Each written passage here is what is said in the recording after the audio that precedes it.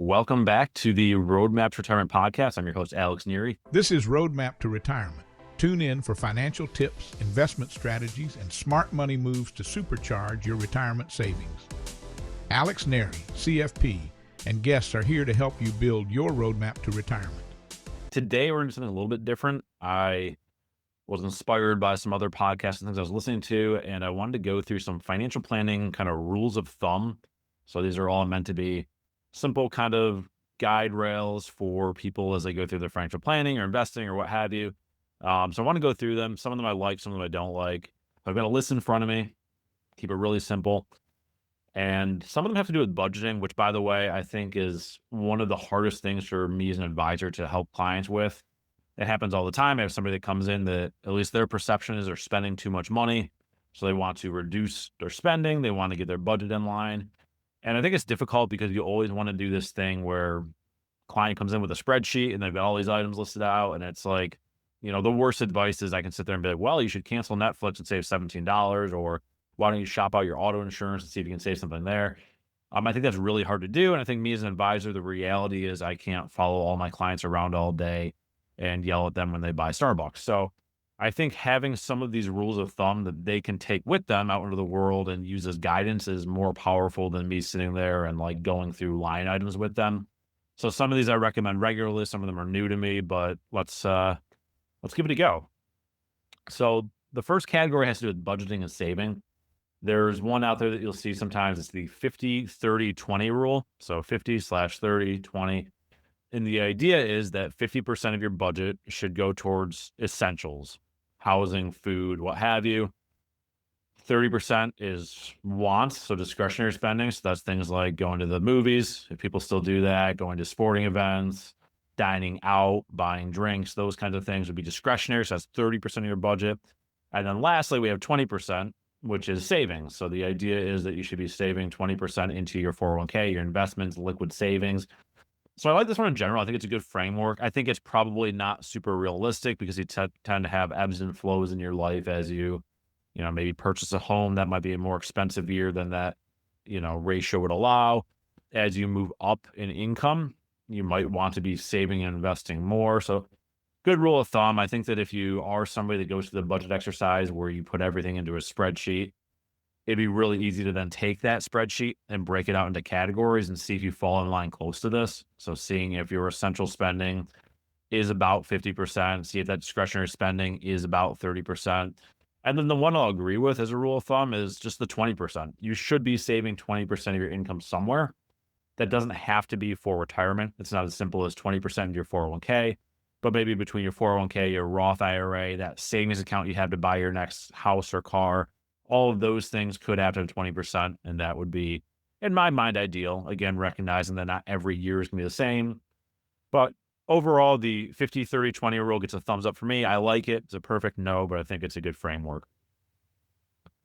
Next one you'll hear, I think I hear a lot of this, or maybe I talk about it a lot, but making sure you have an emergency fund. The rule of thumb, and this is one that's even in the CFP textbook. So when you go to take the CFP exam, this could be a question on the test, is what is a good emergency fund? And we are taught to say 3 to 6 months of expenses. I like it. It makes sense. I've seen it in practice, unfortunately or fortunately, depending on how you look at it. I've seen clients run into tough situations, and I can tell you that having that 3 to 6 months is important. I think also when you consider, should it be 3 or 6, think about what the emergencies could be. An easy but not fun example is if you're disabled. What is the period of time from when your disability happens to when your disability insurance pays out? A lot of times there's something called an elimination period, which is often 180 days, which is 6 months. So if there's a possibility that if you become disabled today, your disability insurance, if you even have it, isn't going to kick in for 6 months. And I think having a 6-month emergency fund makes a lot of sense. The other nuance to that is based on your occupation. If you're somebody with a very steady paycheck, very good job security, maybe you feel like you could get away with closer to 3 months. So for example, if you're, I don't know, a nurse, you're always gonna have a job because healthcare is in high demand. You know that your paychecks are very predictable because you get paid a steady salary. Maybe you only need 3 months, depending on what's going on the rest of your life. Or versus somebody like a realtor who famously has big commission months and small commission months. They might have bad winters, good springs. That person should have probably at least 6 months in an emergency fund. Okay. Moving on. One last savings one, and I like this one a lot, so I want to talk about it, is the strategy of pay yourself first, which we sort of mixed into the 50, 30, 20 example. But paying yourself first is just a terminology we use for let's make sure that we are putting money into savings before we give ourselves a chance to spend it. A 401k or any kind of payroll deducted plan is great for this. You know that money's coming out of your paycheck before you even get it. And then that means that whatever's left over, I can go spend, whether it's on essential items, that 50%, or discretionary items at 30%. It's mine to go spend. I don't have to worry about saving. The opposite of that is people get their paycheck, they spend it, and then whatever's left at the end of the month, they consider possibly saving or investing, which is a lot harder to do. So around that, yes, the 401k makes sense, but I think also having just automatic transfers from your checking account into something else. So maybe I have it set up where $500 every month gets automatically taken from my checking account to go into a liquid savings account somewhere where I don't see it, out of sight, out of mind. If you have other investment accounts like a Roth IRA or a brokerage account, having it set up to automatically the first of every month, I've got $1,000 going to my brokerage account. That's a great strategy. It's leaving your world before you get a chance to spend it. And if you have any discipline at all, you know not to touch that money unless it's truly an emergency. So love pay yourself first. I think the biggest part of it, it's not even that you're saving money. It's that you're freeing up the opportunity for yourself to have guilt-free spending. It's knowing that I have already done what I needed to do to be financially responsible, to hit my long-term goals. And that means that anything that's left in my checking account after that, in theory, I can go blow on whatever and not have to feel guilty about it. I can spend it on dinner and drinks and not feel guilty because I know I've already saved money elsewhere. So that's kind of our budgeting savings category. The next area has to do with debt management or how you take loans. I'll start with repayment strategies. So we get a lot of questions on that. And there's really two camps. There is the snowball and the avalanche. So we're snow themed on both. So for my skier, snowboarder friends, that's a good one. So the snowball method is you are attacking the smallest balances first. So let's just say I have two loans. I've got my mortgage, $300,000, and I've got my student loan balance, which is $20,000. Regardless of the interest rates, the snowball method is going to tell me that I should hammer the student loans first and get that wiped out completely. Once my student loans are gone, I've now freed up that monthly payment that was going to the student loans, and I can now snowball it. I can now add it to my mortgage payment and start to pay off my mortgage quicker. So snowball means I'm paying off the smallest balance first.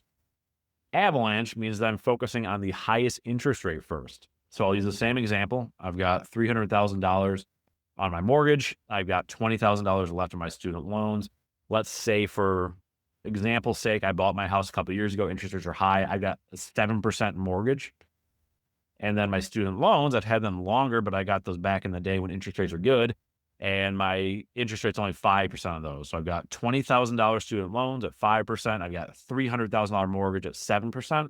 The avalanche method would say, let's focus on the highest interest rate first. So that strategy is going to say that I should be putting all of my extra debt payments towards the mortgage because it's the higher interest rate. So therefore, mathematically, the spreadsheet financial plan will tell me it is optimal to pay off the highest interest rate first. And then someday, when I've got that paid off, I can now redirect the payments that are going to my mortgage towards my much smaller student loan and dwindle that down. So two strategies, which is better? It depends. I intentionally use kind of an extreme example because you can imagine if you have an extra $500 a month to put towards something, putting towards your $300,000 mortgage, it's still going to take pretty much forever to pay that off.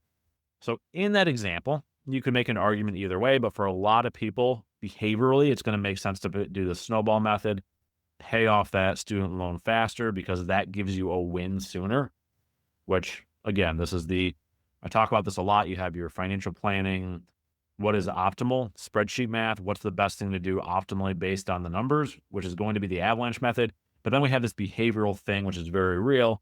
And it's which strategy is going to allow me to get financially successful sooner based on what I actually think and do as a human. And for a lot of people, the snowball method works because I get to pay off my student loans in a couple of years rather than a couple of decades.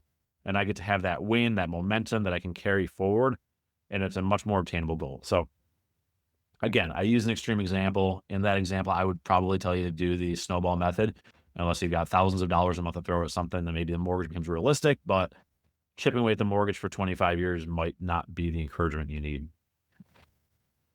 Second debt strategy. So this rule of thumb I like as a let's stay out of debt. The first one was how to get out of debt you already have. The second strategy is how to not accumulate more unnecessary debt. And this one has to do with purchasing vehicles, which I'm not a car guy, but some people really like their fancy vehicles. I think this is good for them. And it's how much can I spend responsibly on a car? This is, again, a numbers. This is a 24-10 rule when it comes to auto loans. So the idea is if you're purchasing a car, you should be able to put 20% down. Okay, that's easy. And the term should be no longer than 4 years, which is 48 months. And the car payment should not exceed 10% of your gross monthly income. So what it does is it gives me a couple parameters. One, well, let's start with the middle one, that 4. So the 4, again, is it has to be no longer than a 4-year, 48-month loan. This gets rid of that game that we all play when we go to the car dealership, or maybe rather the car salesman tries to play. And they start with, well, what payment would you like? And then they explain to you like, oh, if you want your payment to be $300, you could afford this car, but you're going to have a 7-year loan or a 10-year loan or a 30-year loan. I'm joking. They don't go that high, but realistically, maybe they take what should be a 4-year loan, they stretch it to 7 years, making your payment go down. So we're setting up these guardrails right away where I know when I walk into the car dealership and we start to talk about loans, I'm not willing to go any longer than 48 months. I've given myself that structure. Moving on to really the first point is the 20% down rule. So it's like, okay, if I know I'm going to purchase this car that costs $50,000 and I'm going to squeeze it into 4 years, that means I'm borrowing $40,000 and I'm putting 20% down, which is $10,000. So right away, I'm putting guardrails where if I cannot afford to stroke a check today for $10,000 for a car, I'm limiting the car I can buy. I can't afford that $50,000 car because I can't pay $10,000 today. So now all of a sudden I'm saying, well, what can I afford? Well, I've got $5,000 to pay today. So if I can only afford a $5,000 down payment, I'm now, again, setting a ceiling that the most expensive car I'm going to buy is going to be $25,000. And now I've got to go figure out what that looks like. It might be a used car. It might be a cheaper new car, potentially. But that restricts what you can buy. I think it's too easy to walk into the car dealership and say, well, I can afford this because I make X amount of dollars. No, let's tighten that up a little bit. And then the last one, so if you're following along, we've got 20, meaning 20% down, 4, meaning 4-year loan. And then the 10 is that the car payment should not exceed 10% of your gross monthly income. So again, if I make $10,000 a month, that's somebody that makes $120,000 a year. So if your annual income is $120,000 a year, your monthly income is $10,000 a month. Based on this, we would say your car payment should not exceed $1,000 a month. So now you got 3 different parameters to fit within. And the idea of this is, again, affecting your behavior. If you follow this rule, it should lead you to probably buying a cheaper vehicle, or at least getting yourself in a situation where this debt is not going to carry you or bury you forever. So I like that one. I think it's a good one. Again, it's not perfect. I think as you move up the income stream, you naturally have more discretionary income. Like there's this lifestyle creep thing that happens, but if you make $100,000 and then over a couple years you make more money, now you're making $300,000 and you're still living in the same house, your mortgage stays the same, your groceries stay the same. So maybe if you're a car guy, you could justify spending a greater percentage of your income on a car. But as a financial advisor, cars are a terrible investment. They lose money quickly and they all do the same thing. The $20,000 car and the $100,000 car all take you from point A to point B. So something to think about. So that's our debt strategy. I don't really want to go too well. Actually, one more I'll throw at you, and I talked about this recently elsewhere, but college loans. We get a lot of questions on how much should I spend on college? How much should I encourage my kids to spend on college? Does it make sense to do this? And one rule that I'm going to steal from Caleb Hammer, who, if you don't know who he is, it's a YouTube guy that talks about money. He's kind of got a Jerry Springer style show where he yells at people with bad finances. Very entertaining, but he's got some good stuff too. So his rule of thumb for college is that you should not take out more in loans than you can expect to make your first year in that career. So easy example, if we say that your son or daughter wants to be a teacher, you say, okay, that's great. What does that look like? You can Google it pretty easily. You can find that the starting salary for a teacher, at least in my area, is about $50,000 a year. So then you can back into that and say, okay, son, daughter, you're going to expect 4 years or 5 years from now when you're out of college to make $50,000 a year. That means that we cannot borrow more than $50,000 for you to go to college for it to make financial sense. So when you're going through the application process, you're getting your financial student aid, you're doing all that stuff, you've got a pretty simple formula to use. So if it's a 4-year college, that means I can spend $12,500 per year in debt. And if I can do that, it makes sense. If I can't do that, if college costs more than that, then I either need to find a cheaper college or I need to find a career that makes a little bit more money if my goal is to have it make financial success. If we can't do that, then it's very likely that 10 years from now, when your kid's in their early mid-20s, or I guess mid to late 20s, and they're trying to buy a house and they're trying to have a family and do all that stuff, they're going to be restricted and maybe regretting their financial decision that they made at a very young age, which is not fair. Investing. So I'm finding myself rambling a little bit more than I wanted to, so I'm going to try to hurry up here. Investing. So the allocation rule, and I've seen this written a couple different ways, but the simplest way is you take the number 100 and you subtract out your age from that, and that tells you how much of your portfolio should be in stocks rather than bonds. So easy example, if somebody's 30 years old, according to this rule, you should be 70% in stock investments, 30% in bond investments. I hate this one. I'm not going to sugarcoat it. I think I don't even see the value in it. And you see people use different numbers. I'm saying 100. I've seen up to 120. So if you take 120 and subtract out, again, a 30-year-old, they should be 90% in stocks. Sounds a little bit better. The problem is you really need to tie this to like when and how you're going to use the money. And I think that that's way too conservative. For example, if we're sticking with the 100 rule, if you're 50 years old, is the argument that you should be 50-50 stocks and bonds, even if you're not going to retire until 65. Does it make sense to have half of your net worth sitting in bond portfolios, not really gaining as much long-term if you're not going to touch it for 15 years? I don't think that makes any sense. So I think that one's stupid. Please don't do that. I think that a better approach, and I've talked about this a lot if you've listened to any of my stuff, is the bucket strategy. So I like to have a short-term, maybe a midterm and a long-term bucket. Short-term bucket is 5 years of income. So any money you're going to spend in the next 5 years. And then that allows me to invest the rest of it much more aggressively. So don't like that rule. Get rid of that one. And the last one I'll talk about, and I've definitely talked about this before, is the 4% rule, which is probably one of the most famous rules in like retirement planning.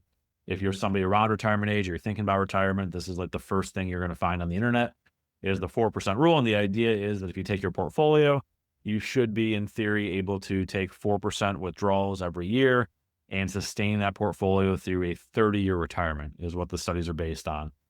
So easy math, let's say you've got $1 million in your retirement accounts. You should be able to spend $40,000 a year. If you got $2 million, it should be $80,000 a year. I like this rule a lot. It's not perfect, and I'm never going to say that it is perfect, but I think it's very good for the back of the napkin math to figure out what your retirement looks like. And it doesn't mean you have to, it's not written in stone. You can spend 5% one year, 3% the next, and it can kind of work out to that. But there is a lot of research that goes into this. It's not as, poorly constructed as some of the other rules we've gone through. They have done a lot of academic research to this. There's countless studies on market performance, inflation, all that stuff. So I do think the 4% rule is a good guide. It's not perfect. You have to keep in mind it is based on a 30-year retirement. So if you're somebody that's retiring at 55, there's a reality that you might outlive that. If you're somebody that's retiring at 75, maybe you can spend a little bit more because 30 years might not be in the cards for you. So those are some of the rules. There's a lot of them out there. If you have other ones that you're curious about, please send them in. I'd love to talk about them. But those are the big ones that I see all the time. Some of them are good, some of them are not good. At the end of the day, if it's something that helps move your behavior in a positive direction, then more power to you. But that's it for now. Thanks for listening, and we will talk soon. Securities and advisory services offered through LPL Financial, a registered investment advisor. Member FINRA and SIPC. The opinions voiced in this podcast are for general information only and are not intended to provide specific advice or recommendations for any individual. To determine which strategies or investments may be suitable for you, consult the appropriate qualified professional prior to making a decision. Individual tax or legal matters should be discussed with your tax or legal professional.